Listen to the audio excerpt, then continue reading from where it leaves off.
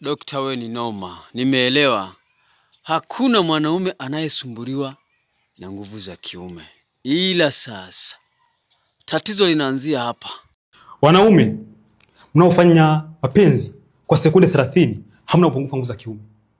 Yaani mwanaume yeyote ambaye anafanya tendo la ndoa au mapenzi kwa sekunde 30 kashamaliza. Wewe mwanaume huna upungufu wa nguvu za kiume.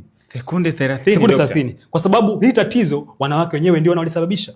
Wanasema mwanaume. Sasa hivi kuna baadhi ya wanawake wanaomba fedha, wanaomba pesa kuzidi hata walemavu wa Kenya. Ili kwa wanawake sasa hivi wanaomba hela kuzidi hata walemavu wa Kenya. Na hili kwa sababu ya mafundisho potofu ambayo wanakuwa wanapewa.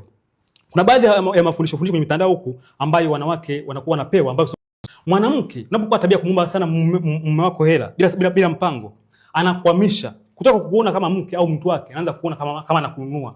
Hii kitu ni mbaya sana. Ndio maana kuna baadhi ya wanaume akiwa na mke wake nguvu za kiume hana kabisa. Lakini akienda nje nguvu za kiume zinarudi kabisa. Lakini sasa vijana waovu hapa, msichukue kauli yangu hii mkaenda kuwarudisha kufanya uzinzi.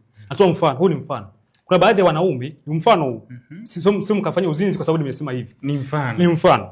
Kuna baadhi ya wanaume kwa mke wake nguvu za kiume hakuna kabisa. Yaani akiwa na mke wake hata mitambo haisimami kabisa. Lakini akienda nje nguvu anakuwa nazo kabisa. Sasa hili tatizo, ukiona mwanaume kuna tatizo hili, wewe shida sio wewe, shida ni mkeo.